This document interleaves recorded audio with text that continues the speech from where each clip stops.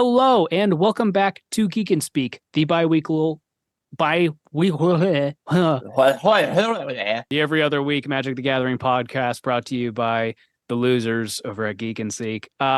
Today we're going to mostly be talking about Universes Beyond and what we like and what we don't like. Today with me I have Jason. Jason, how's it going? Oh, it's going pretty good round here. I've said it before. I'll say it again. It's a good day to be a Detroit Lions fan, man. Football is footballing.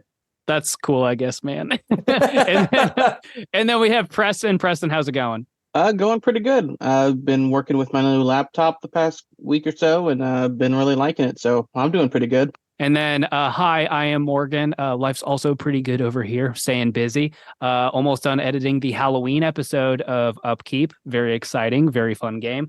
And then we are doing another Christmas special this year again. And I just got the last of the cards in the mail today to finish that deck. If you like Halloween and Christmas and fun themed episodes and you haven't been checking out our gameplays, make sure you subscribe so you see those. But before we get into the main topic, if you care to support the show, you can support us on Patreon. If you join us on Patreon, you also can hop in our Discord where it's easier to connect with us, have conversations, talk Magic, get in games on spell table, stuff like that. And then you can also support the show by liking, commenting, subscribing, all that normal YouTube stuff.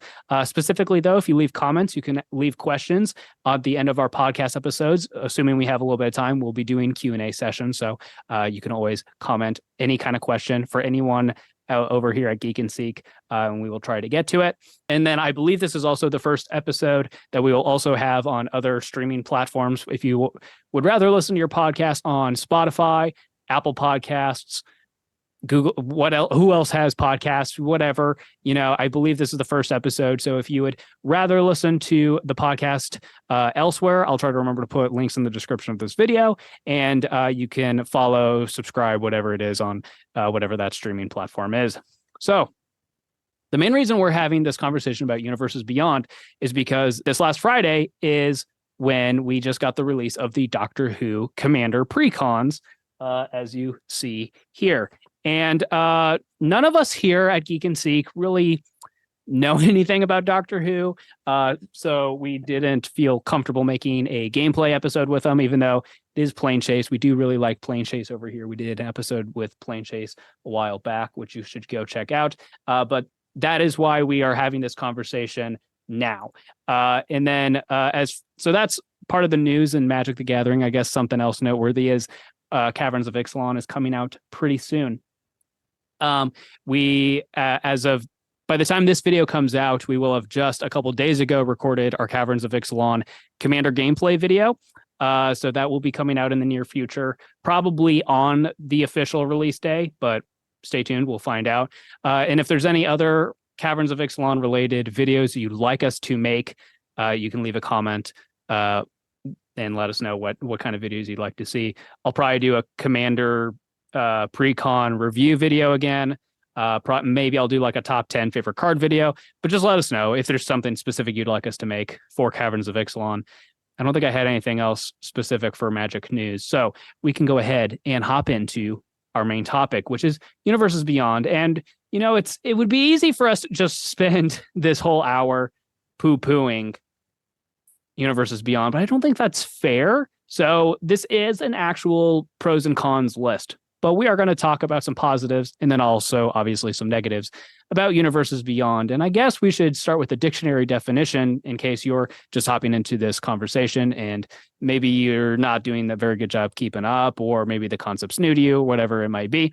Universes Beyond is when Magic the Gathering is borrowing the IP of other whatever. It's really anything at this point to bring it into Magic the Gathering. So this summer we did Lord of the Rings. Last year we did the Warhammer 40K, and it's just going to keep on coming. We did a few secret layers.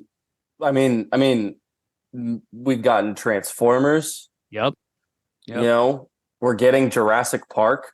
Yeah. There's just a lot of outside stuff that has been brought in, which I think is really cool. for the most part, I think that it shows how much growth Magic has gotten over the past couple of years alone. You know, you think about how socially relevant Magic the Gathering was from its conception to now. It seems like it's been like a steady climb. And then over the past like 5 years, it just shot up. And I know plenty. I think Lord of the Rings is really the set that brought a lot of people in, because I know a lot of people who are Lord of the Rings fans, like huge Lord of the Rings fans, but not big Magic the Gathering fans, or like had never played Magic before, but they know Magic cards from that set.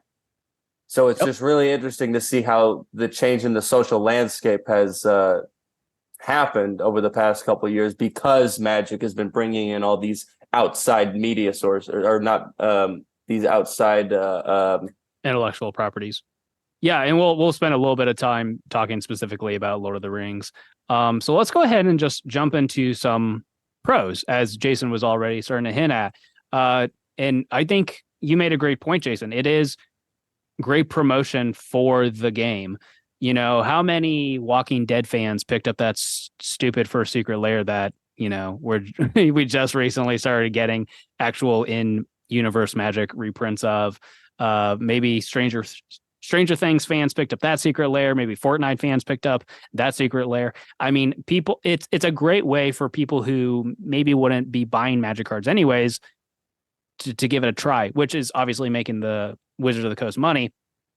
But more importantly, yeah, I'm sure a lot of those people are just like collecting because they like that IP.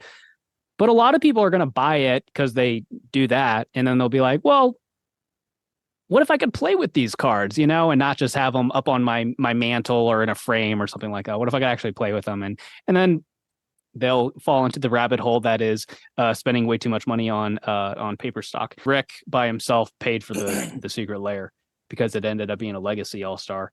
And Wait, it's kind really? of it's a legacy all-star, and it's also like an auto include if you build a human tribal deck with white in it. I was gifted the Walking Dead secret lair because I love The Walking Dead up until they killed Glenn. Spoiler alert. Sorry. If you didn't know that by now, if you haven't seen it by now, like it happened several years ago. Like, come on, catch up.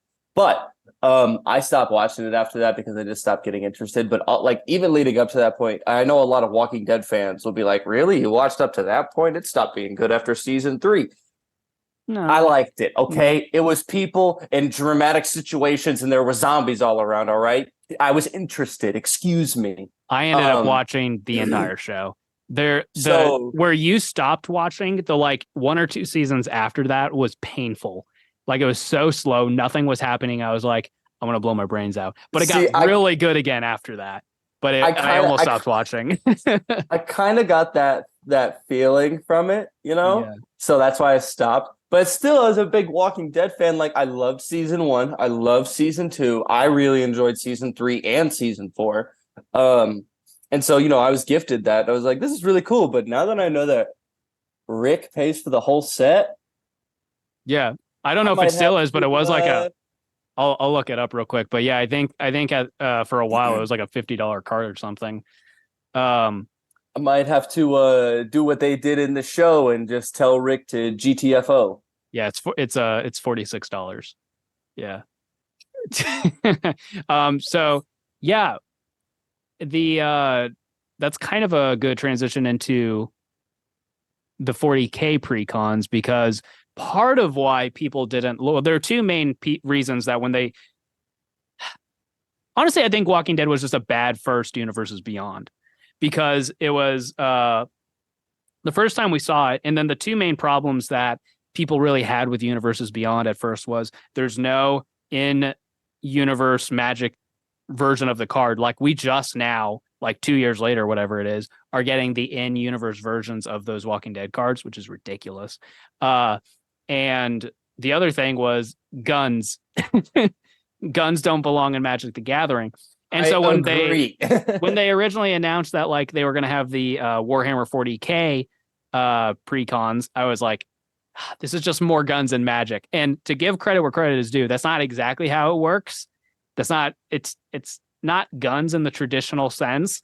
But that kind of leads into my next point, which is that this is a great way to get people who are Magic fans interested in other things.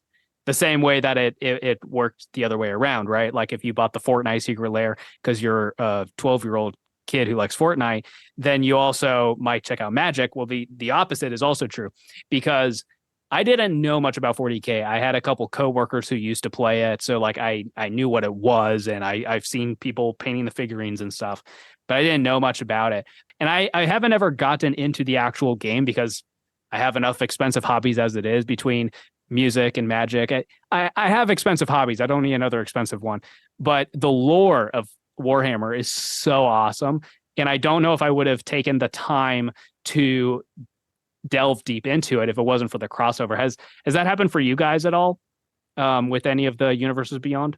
Yeah, so the Warhammer one, I have probably spent 10 plus hours just watching YouTube videos Yeah. of Warhammer lore ever since those decks were coming out, because I fell in love with the slivers and all the other stuff I've The Tyranids, you vaguely mean? looked into. Or yeah, Tyranids. Mhm.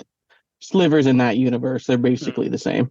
Didn't really invest too much into Warhammer 40K. Not gonna lie to you. After that gameplay, I didn't do any further research into it. No, I mean it's cool. It just not my thing, and that's okay. I don't think it's bad that anybody else enjoys it or anything like that. And I thought it was really cool that they brought that in, because honestly, those are some really fun commander decks. Yeah, they are. To this day, I think they're up there with some of the best precons. And don't I you think still have a Marnius deck? Marnius Isn't that what, Galgar. yeah, I do. I've upgraded it a decent amount, but I do still have it. But I did a fun thing where all of the cards I upgraded, I made proxy so I could keep the Warhammer art. I love that. I Yeah, love so that. keep the theme going. And it was cheaper to upgrade it that way. So the other one that is kind of universally loved, like no one I don't think was upset about, was the Lord of the Rings one, which we've hinted at already, which was just this last summer. Because if you're going to do Universes Beyond for Magic the Gathering, the obvious one to do is like Lord of the Rings, isn't it? Like it's high fantasy. Most of what we understand in the modern context of fantasy storytelling is from Tolkien. So it just kind of seems like the obvious choice. And I The feel like only just other people one, loved it. the only one I would say is a more obvious choice is Dungeons and Dragons, and the only Oh, well, they reason did kind of do that. the Yeah. the only reason that I say that is because every single time I've ever told someone that I play Magic the Gathering, and they go, "What is that?" and I'm like, "Well, it's a card game, and where you cast spells and you try and do certain things and bring your opponent's life totals down." And every time, without fail, every single time, if I'm telling someone who's never heard of Magic the Gathering, they always ask me this question: "So is it like Dungeons and Dragons?" And I'm like, "No, it's not." But I've basically just resigned myself to saying, yeah, kind of a little bit, just because They're owned just by the because same people. Yeah, now yeah, they are. Yeah. but they're not the same, and I can't explain that to people that they're not the same, especially if they've never played either one before. But so I've just been like, sure, yeah, it's kind of the Well, same. it's also fun because Magic was designed in part with the intention of giving people something to do during downtime during D&D sessions.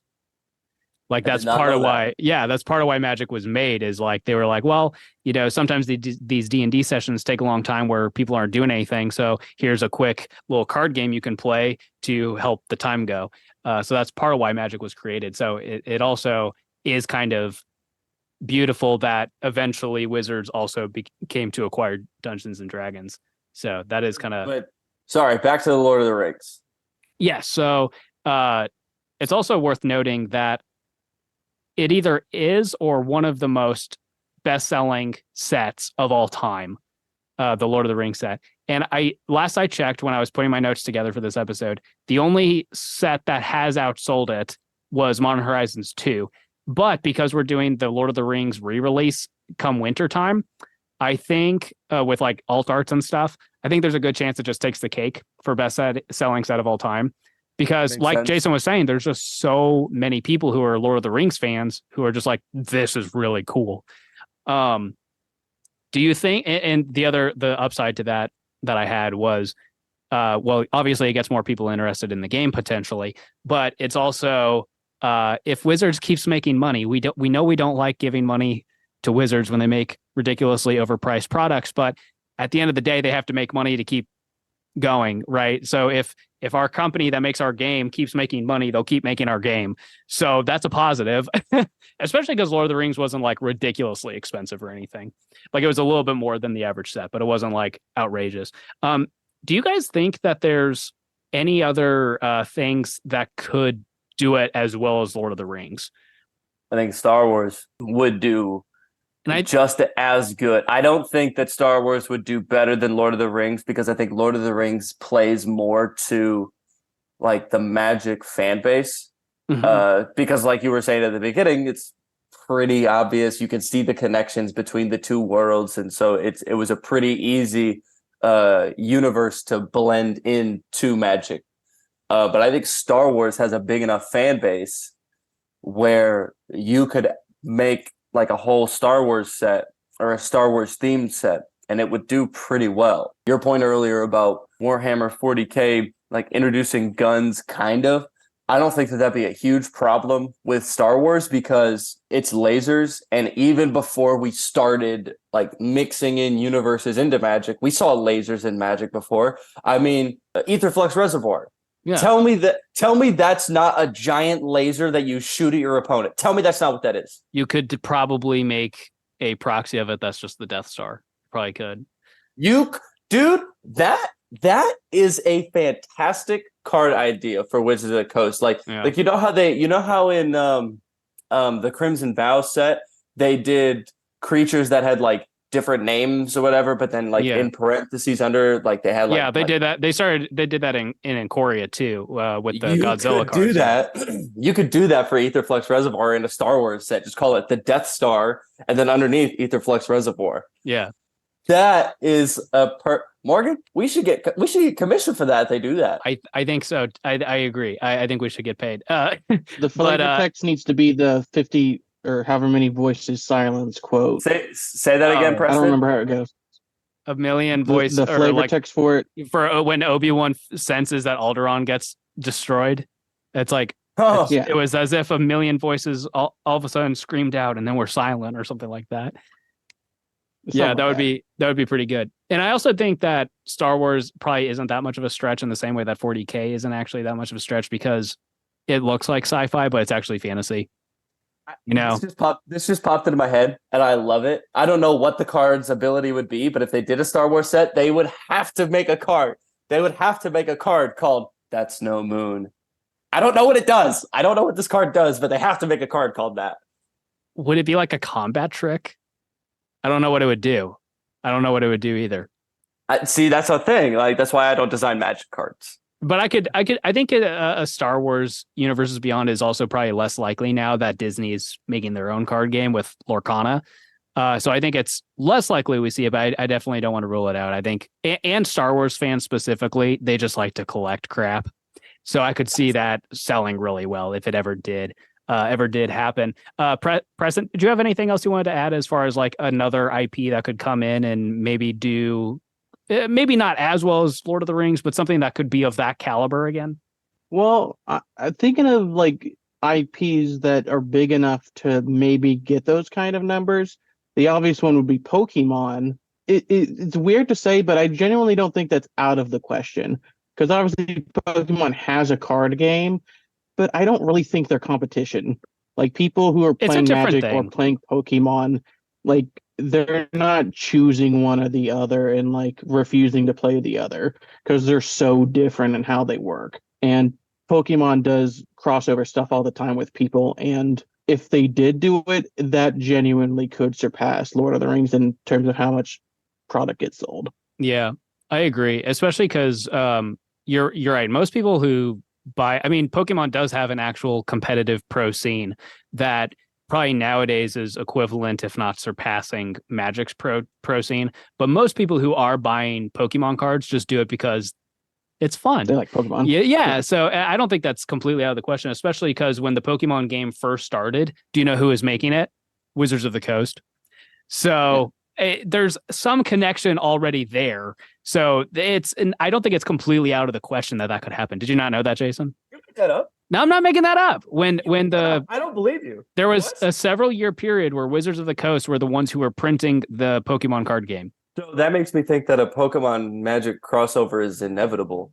Well, they don't anymore. So I think it is a Game Freak. I think they officially do it themselves now. I don't think they have someone else who's doing the printing for them anymore. But I don't think it's out of the question either. I think that is quite possible. Can you imagine a Shivan Dragon with a Charizard alt art? Of all the dragons. But it's so classic. No. Here's the thing. If you Charizard do doesn't have Charizard, if you do what? No, Charizard has flying. Charizard is fire flying type. He's not a dragon. Oh, that's what it is. That's what I was thinking. Yeah, that's what I'm saying. Like if you do Charizard, like you can't make him a dragon in Magic because which by the way is wrong. It's wrong. Charizard's a dragon. I don't care what anybody says. And No, you can tell me, well, in his X evolution, he becomes a no. You look at Charizard. Pokemon number 6 is a dragon. That's a dragon. I don't care what you say.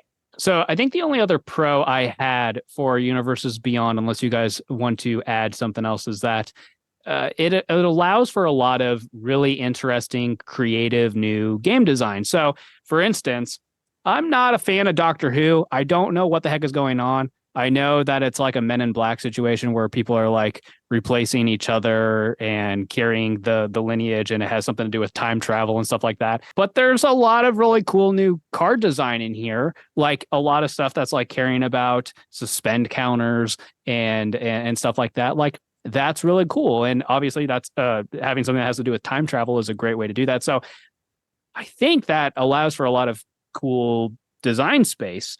But did you guys have any other pros or anything you want to riff on as far as that goes? There's one thing I want to add. I don't know if it's more of a pro or con, but I do think the Universes Beyond stuff works much better as like free con stuff than the like the Secret Layers or Lord of the Rings worked as a set, but I don't know if any other IP would work as a full set. But yeah, I think the Commander precons are where Universes Beyond will overall shine the most. The only thing that I wanted to talk about as far as like the Universes Beyond set that we're getting is there's one card that I saw and I've never seen any card like this ever. And if you guys have, feel free to inform me. But it's a card called Everybody Lives. Yeah, it's and cool. It's 1 and a white. It's so wild. So for 1 and a white, it's an instant, and it says all creatures gain hexproof and indestructible until end of turn. Players gain hexproof until end of turn. Players can't lose life this turn, and players can't lose the game or win the game this turn. I've never seen a card like that will literally save everyone and everything at one given time. I think the comparison that a lot of people are making is that it's like Teferi's Protection, but I don't know as if it's necessarily the same thing. I think a lot of decks are probably going to want to run both, but I think it's more like an Angel's Grace mixed with like a Heroic Intervention kind of effect, but it affects everyone, which is why I personally am not super high on this because I'd rather play the Teferi's Pro, Angel's Grace, Heroic Intervention, and just save yourself. So not that I would never run Everybody Lives, but I think I'm not as high on it as a lot of other people are. But I mean, yeah, if someone comes in with a Farewell or something, it doesn't matter. Yeah, because it still gets exiled. I really like it. I'll probably start running it in a couple decks. Not every deck, but I'll definitely probably be running that in a couple decks if the price isn't too bad on it. Well, yeah, unfortunately, currently it's pretty pricey. I mean, this is, again, we're recording this a few days before it actually comes out, but pre-order prices are at $34. That's kind of ridiculous. I'm sure it'll come down quite a bit. You should always wait on pre-order. Yeah, cards, there's only one card I ever regret not pre-ordering, and that was Shieldred the Apocalypse. It was pre-ordering for like $18, and then now it's like 60 or something. Here's a question. On somebody's upkeep, before they phase in, if they cast Teferi's Protection, like they cast Teferi's Protection on the previous turn, it goes to their turn, and they're gonna phase in, can you cast this before they phase in? and then give everyone else's creatures hexproof and indestructible. I'm not 100% sure. And then that person who phases in, their creatures are vulnerable. I think you probably could do that. I'm just not 100% sure if there's an exact moment that you can actually respond. You did make a good point, Jason, though, that Everybody Lives is probably worth running in a group hug deck. My favorite deck is debatably my group hug deck. So maybe I'll put it in there for a while because I'm sure that somewhere in here I probably pulled one. Yeah, it's an I guess while we're on it, are there any other cards you guys are excited about from the Doctor Who set? I do like the one that lets you draw from the bottom of your library. I feel like there's a lot of fun things you can do with that. Yeah, that's another one. That's another ability that I've never seen before. I mean, again, I could just be wrong, and it has happened before. I've just never seen that before. There's one card that didn't get printed that was going to let you do that, and then there's also a goblin, a black red one who lets you. That one cares about the bottom of your library. Yeah, Renzo or something. Jason just wants to play the fourth Doctor. I mean, I've said it on an episode. I may have said it on the podcast. I don't remember when I said it, but I've definitely said it on the channel. One of my favorite things to do in Magic is just looking at the top card of my library whenever I want, just because I can. Oh, also, reverse the polarity is a really weird one because it says choose one. So it's 1 and 2 blue for an instant, and it says choose one. Counter all other spells. Switch each creature's power and toughness until end of turn. That is the Arcades deck. Super powerful ability. Imagine someone's playing Arcades and you do that. This is a 3-mana board wipe against the Arcades deck. That's hilarious.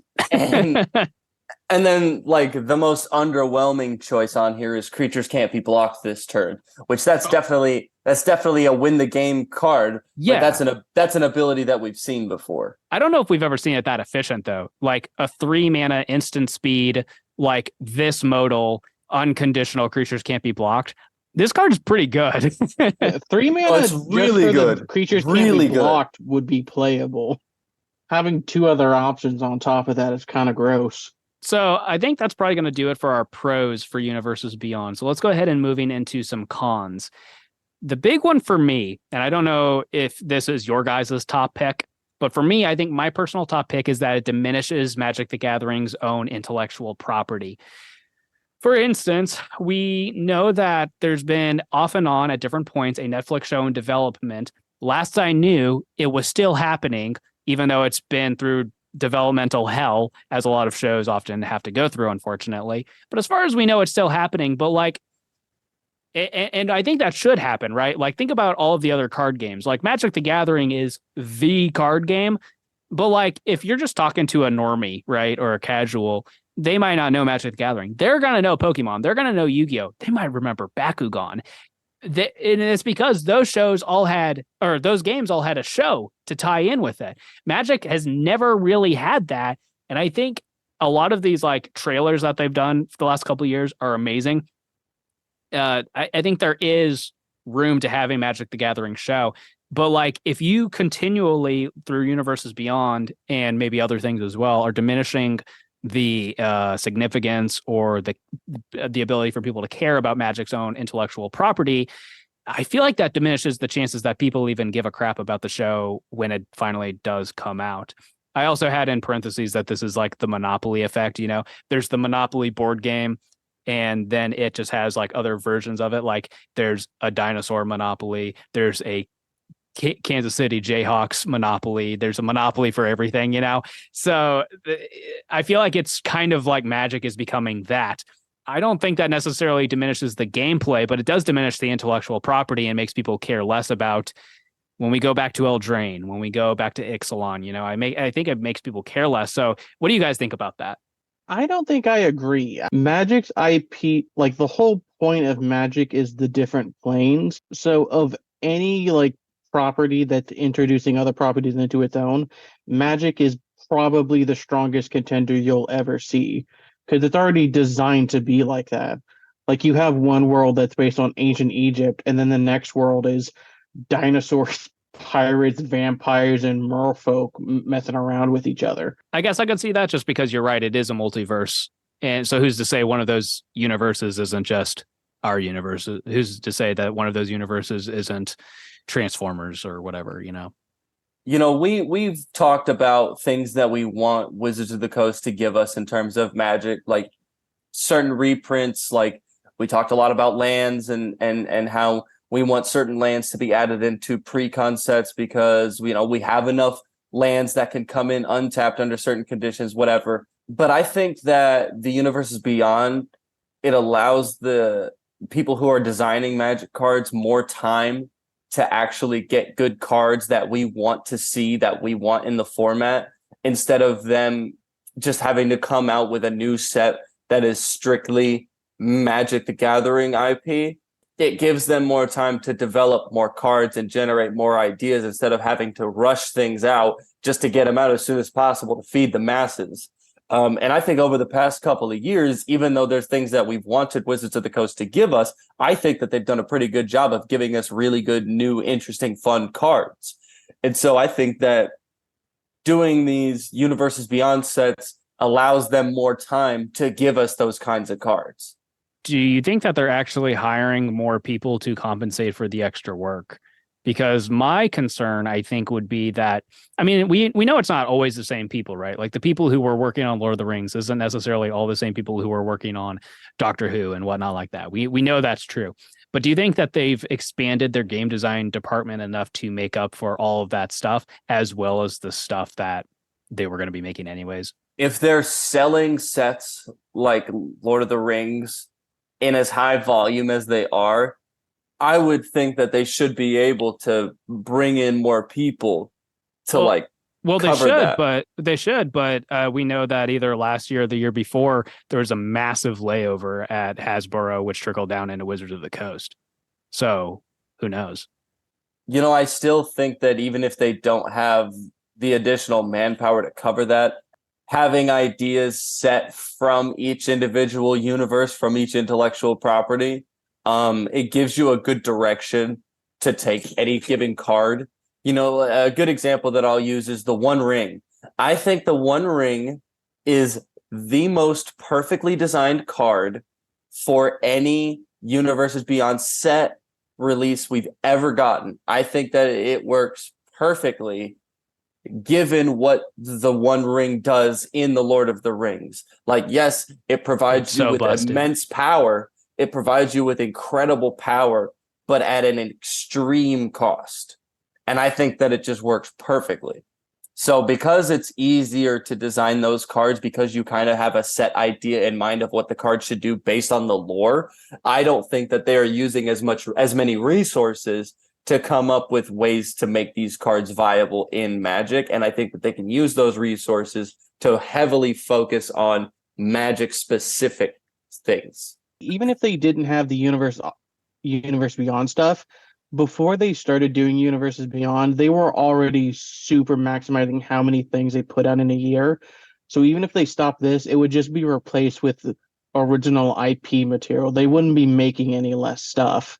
It would just be more actual Magic, I guess. But I think the difference there is that since you don't have to focus on specifically Magic stuff, you don't have to rush card designs and maybe put out bad cards, and you can really just focus on things that that the people who play the game are going to be excited about. Because these Universes Beyond sets, yeah, some of them appeal to people who actually play the game and they want to put cards into decks and they want to use them and play them in games.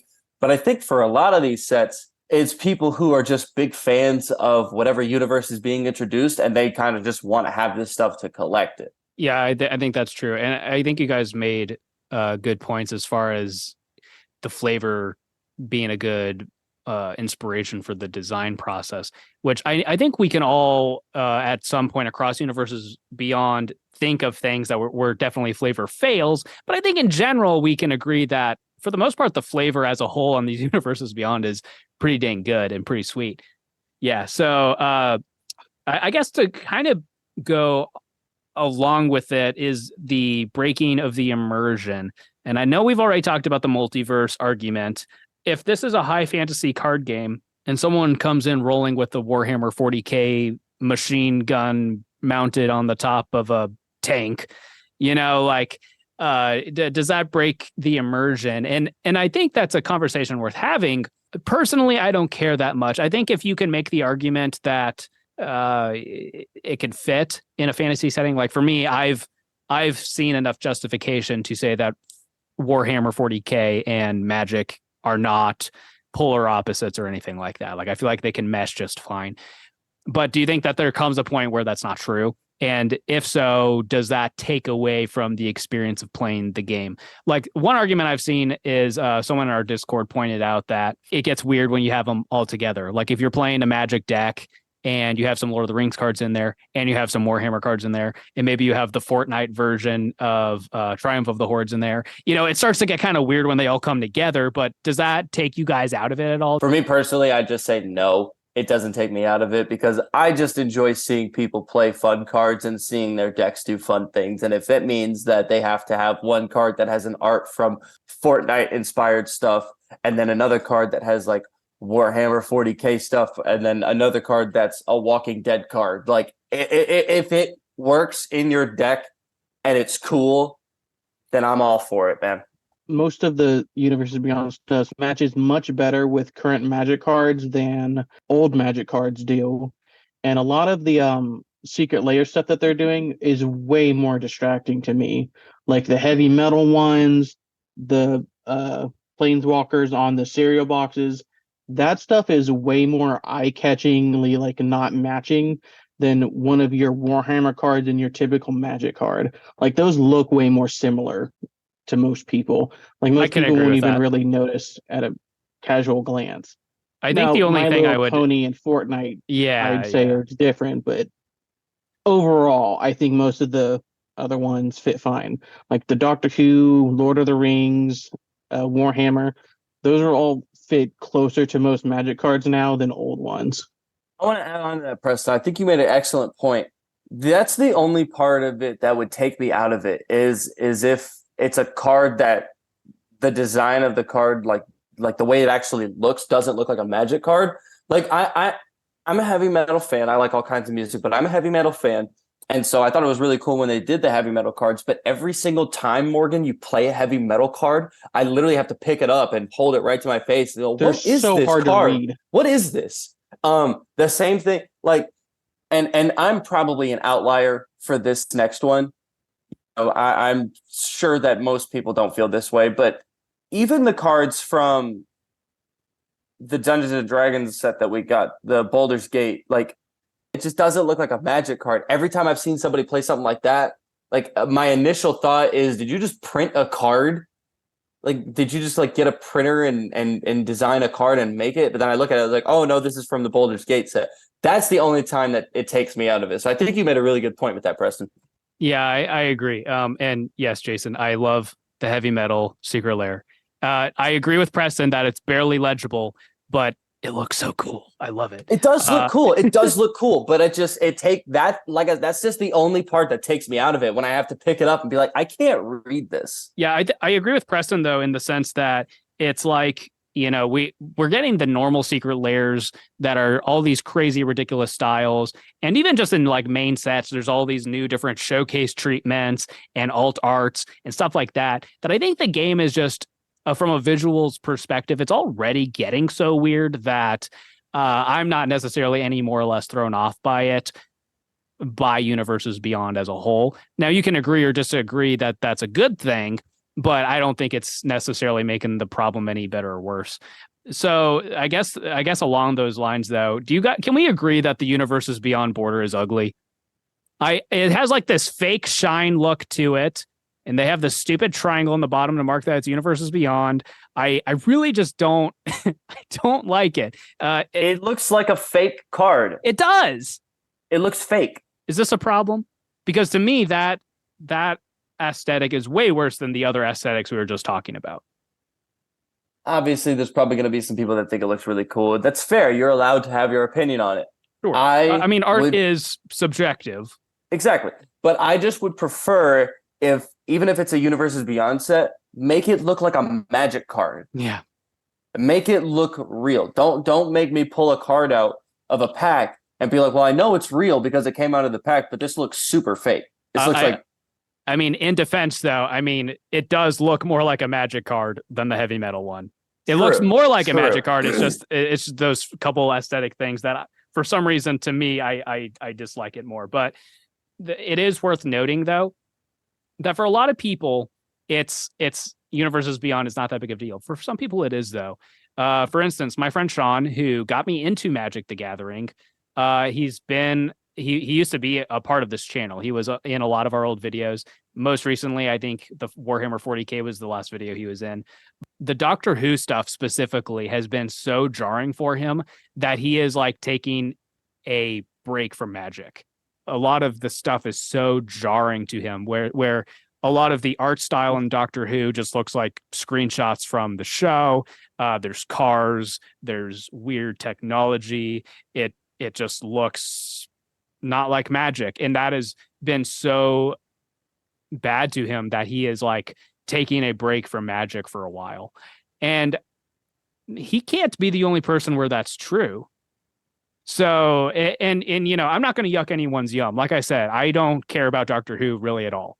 But if you like Doctor Who, that's cool, you know, and I'm not going to be like, how dare you play with those Doctor Who cards or whatever. And like I said, there have been some cool card designs. I think there's a few cards in the set that I'm going to probably put in some of my decks. I don't think I'm going to build any new decks around any of these new commanders, but you know, there's a handful of cards that I'm like, ooh, that might be fun in this deck or whatever. But are you guys concerned about that at all? Like, do you think that for the more like as many, I mean, I think there's a balancing act here. Like they're doing the crossovers is going to bring new people in, but do you think it's at any point going to scare more established players away? That is possible, but honestly, that's possible with the regular sets.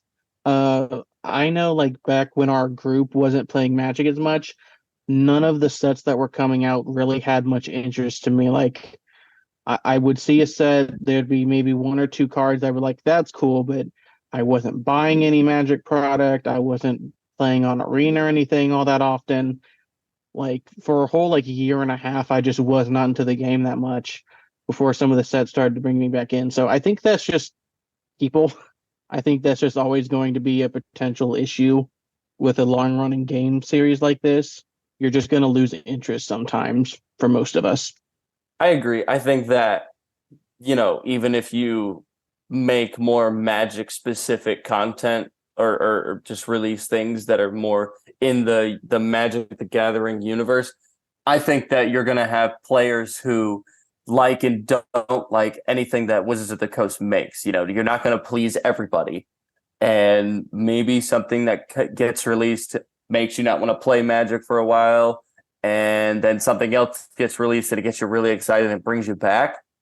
But I also think the inverse of what you're saying, Morgan, is true, where instead of necessarily these universes beyond scaring people away, maybe it's somebody who played Magic when they were, you know, a kid or in high school or something, and then several years go by, and then they see that, you know, Magic is coming out with a Lord of the Rings set, and they're like, oh my gosh, I used to love Magic and I love Lord of the Rings. Let me get back into it. Or like with the Doctor Who set, you know, you're a big Doctor Who fan and you used to play Magic or something, like, oh my gosh, let me get back into it because it's a set from my favorite TV show. So I think that is also possible, and that's also true. That could happen. But I think that it's valid to say that the more Universes Beyond stuff that you make and the less Magic specific stuff that they make could definitely be a turnoff to a lot of Magic diehards.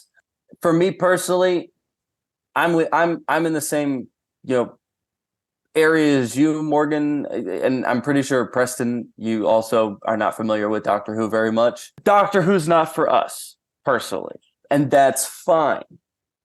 But we still play. We still like the game. We still enjoy getting together and building decks and playing against each other and making these videos. So I don't worry about these scaring people off that much. I don't think it's that big of a concern personally. Yeah, I actually agree with you. I think it's much more likely to help pull people back in because think about how often, like, I mean, here's the thing. This is an expensive hobby and people grow up and have lives, you know. We have mortgages, we have kids, and you know, we grow up and sometimes the expensive hobbies either have to stop or go on a break. I mean, how often do you hear about like people who like, I used to play Magic And then like they're like, oh, there's a Lord of the Rings set. Well, I should check that out. Or, oh, we went back to Innistrad. Innistrad was my favorite when I was in high school. Well, I should see what that's about.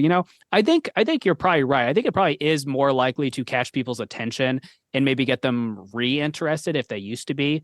I think that's possible. And I don't say that to invalidate people who don't feel that way. I don't say that to, upset you if it is jarring enough to you that it lowers your enjoyment of Magic the Gathering, because your feelings are your feelings and that's valid. But I think you're probably right, Jason. I think people are more likely to get back into the game than they are to go away. When was the last Secret Lair set we got that was as good as the Kaleidoscope Killers one? One of the very first ones that they did, where it had the alt art Dragon, it had the alt art either Sliver Queen or Sliver Overlord, whatever, and then really the alt art Reaper King. Dude, that was such a good Secret Lair drop. When's the last time we've gotten something like that, where it's just 3 really good cards from the game that a lot of people play, and you just give them sick alternate arts with beautiful foil, and just when's the last time we got something like that? Well, so personally, my favorite Secret Lair of all time was Kellogg's Loop is his artist name. He did a Secret Lair, and it was 4 cards, I think, and it was Mystic Remora, Utopia Sprawl, Burgeoning, and the blue enchantment that's like whenever a land enters, you get to scry or something else. What's that one? Is it Retreat to Coral Helm? That one. It was those 4 cards, and so there's decent value there. But the reason it's my favorite is just the art is so good. That's what I'm saying. And all of the cards are playable. I have all 4 of those cards in a deck. Like a lot of the times when I buy a Secret Lair, I sometimes buy them for the art, but I usually just buy them because it's like, I was needing that card anyways. I might as well get one that looks cool and unique. That's usually what it is. But there's usually like when I get a Secret Lair, there'll be 1 or 2 cards from it that just don't get used. That's one of the few Secret Lairs I've bought where every single card from it is in use. Every single one of them is in a deck. I forgot about that one. That's a good call out. See, I think we need more Secret Lairs like that. And I mean, the Walking Dead Secret Lair is cool. If you're a Walking Dead fan, it's cool to have. But it's like, it's not a very good Secret Lair set. They don't have very good cards in them besides Rick. And I think Lucille. Lucille's actually a really good. Lucille's a good artifact. I pulled the in-universe version of it, and I didn't know what it was because it's what's the in-universe version of it? It's like who's the black legendary from Innistrad who like is zombie? It's like her and her brother. It's her shovel. And when I pulled it, I was like, "What the heck is this?" But it's the in-universe version of Lucille. So I guess we're kind of coming to the end of the episode. Do you think it's hypocritical to like some Secret Lairs and not others based on the IP? Like, I don't like Doctor Who, but I really like the Warhammer ones or the Lord of the Rings one. Like, is that hypocritical of me, or is it just that complex things have complex answers and that's okay? If you're saying, oh, they shouldn't have made this, that's being hypocritical. But if it's just like, I'm not interested in this one, no, of course that's fine. That's just, you're not going to like every single thing that's ever made ever. Okay, what if it was, this isn't my opinion, but I've heard this. What if it's someone who really, really just craps on Universes Beyond as a whole, but then like the Lord of the Rings one comes out and they're like, oh heck yeah, like that is absolute hypocrisy. If you're saying that Universes Beyond, I have heard people say that. If you're one of these people that says they shouldn't do Universes Beyond, they should strictly just do Magic stuff, you are not allowed to like any Universes Beyond products that they put out, because the minute that you do, you should immediately retract your statement of that. You should never make Universes Beyond stuff, because you immediately just devalued your take by liking one of the Universes Beyond things that they put out. So we kind of already talked about this. We said Star Wars because we're all Star Wars fans, but are there any other secret Lairs? Oh, not necessarily Secret Lairs, but Universes Beyond in general that you guys think would be really cool to see someday? I'm a big music guy. I like my passion outside of Magic is music. I think it would be fun to see like music oriented crossovers at some point, and those would probably just be secret layers. But like maybe you did like an orchestra secret layer where it was just like a bunch of equipments, but they were all instruments. That might be fun. Or maybe you could get like legendary creatures that are like a famous band or something, like the Beatles or Metallica, or get a band that actually likes Magic, like I Prevail or Fit for a King, something like that. That could be pretty cool. I'd like to see something like that, maybe. This is gonna come from complete my own bias. Dragon Ball Z. I actually could see the that. whole Dragon Ball universe. Really, that would be absolutely nuts, and I think it would work. I think so, especially because we're starting to do more and more of the anime style artwork in Magic. I think it's more and more likely as time goes on. Well, my favorite IP overall is probably One Piece, and that definitely could happen. It does have its own card Are there game any now, though. others? That's the thing. It's got its own card game, and that's the thing with Dragon Ball Z. Dragon Ball has its own card game too. I don't think it's still going Yeah, though, but is it? I don't think that many people are buying or like playing the One Piece card game. No, the One Piece Most card of game those is people are just popping off. collecting it. No, like Oh, it is? people, yeah, like people are like there are tournaments being hosted all over the place, and people are like filling the game halls. Like it's popping off. I'd love Kingdom Hearts. That might be, but Ooh, that's a whole lot of stuff. That's Disney. Yeah, That I think is that's Disney I think that's and the same Square lore. Enix, but I think that's the same argument for Lorcana is like how likely is that really now that Disney has their own card game? But Disney also owns so much now though that if we just exclude the possibility of Disney properties, I think it's not very good. Like I'm just saying if they did like a Marvel secret lair and I got like an Iron Man Osgear the Reconstructor or something, I'd be down. So do we have any closing thoughts on Universes Beyond? I think it's a good thing. I think that Wizards of the Coast, they're not all home runs. We can all agree on that. But I think by and large, it's good for the game. It's good for the Magic community. It allows people to, get introduced to the game where they may not have before. And I think that it allows really cool and interesting card designs, even though occasionally we'll get cards that lackluster. I'm glad we have it. I've been enjoying most of them so far. I think as a whole, it's probably good for the flourishing of the game.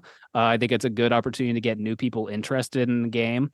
And, we're not going to love everything, but that's okay because even without Universes Beyond, there were things like Preston said earlier, there's things in Magic the Gathering that we were going to like or dislike anyways without bringing Universes Beyond into the equation. So I think we have just enough time that does anyone have anything outside of the world of Magic that they want to touch on and highlight as something cool? The Detroit Lions are 4-1 for the first time since 2011, and we are the fifth or fourth best team in the NFL, and we're going to win our first playoff game since 1991, and I am really, really, really excited about that. It's a good time to be a Detroit Lions fan. Tell us about this new laptop, man. I mean, it's a good laptop. Good specs. It's been running everything well. What kind of laptop did you get? Lag. It's Alienware. I'm terrible at remembering the different names. That's well, fine. I think all of their computer names are just like a bunch of random numbers and letters and stuff anyway. So you're probably not missing out much there. For me, my favorite band, they're called Red. They a few weeks ago put out a new record. I've been listening to it basically on repeats. The new record is called Rated R. I think as a whole, the record probably doesn't have the same staying power as some of their other music. But there's a specific song that I think people should check out. It's called Tell Me How to Say Goodbye. And it's awesome. It's all over the place. It's dynamic. It's exciting. It's fun. It's catchy. If you like guitar stuff, there's a little bit of guitar stuff towards the end of the song. Really cool song. Check it out if you like the catchy radio rock kind of stuff. As a reminder to anyone watching, if you would like your questions answered at the end of the podcast, leave a comment in the comment section of this video on YouTube, or you can drop it in the comments tab on our Discord. And again, you can join our Discord by becoming a Patreon. If any of you ever have a question that you want to ask a specific person of like from Geek and Seek, feel free to do that. Like you could be like, hey, Jason, how do you feel about this? Or hey, Preston, how do you feel about this? Hey, Tommy, how do you feel about this? Feel free to ask any of us individual questions if you want. Yeah. And it can also be, maybe these questions will get kind of pushed back in priority as far as answering, but you can also ask us questions outside of Magic as well. Like if you were like, hey, Steven, how many tubs of ice cream have you eaten in the last 3 years? You could ask something random like that. And we don't want to know the answer to that question. I'm sure it's a lot. Want to know. You're going to question how he's alive without diabetes. So here's a question from Kelvin. Says, hey guys, big fan. I love the content. I just started binging watching the episodes, and I had a question. Would you ever have a fan on the show for a game of Commander?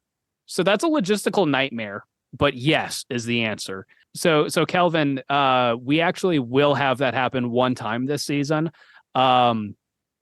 Jason's friend Cody, who is a patron, he will be on the CEDH episode, which will come out in like March, April. I don't remember exactly when that episode is coming out. So that's a time for sure that's going to happen.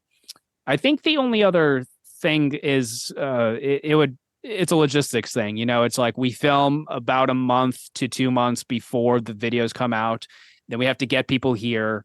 We pretty much only film on Sunday nights. So, and if you're not in our studio space is in Topeka, Kansas.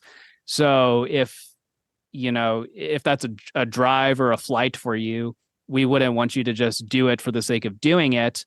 We would want to compensate you for that. And we would also probably want there to be a reason that's happening too. So I think part of it is also like, I think it would have to be for some kind of special occasion. And we would also want to make sure that the channel's at a point where we could, pay for your flight ticket or something like that. If you wanted to play with us on Spell Table, yes, you could do that, and we can absolutely make that happen. If we got to the point where we could all stop working our regular jobs and do this full time, that is going to become a much more probable thing that we'll be able to do. But as it sits right now, none of us have the time or the resources to make that happen, but we would love that. Yeah, I think, I know game nights is a thing where once a year they have a couple fans come on for the show.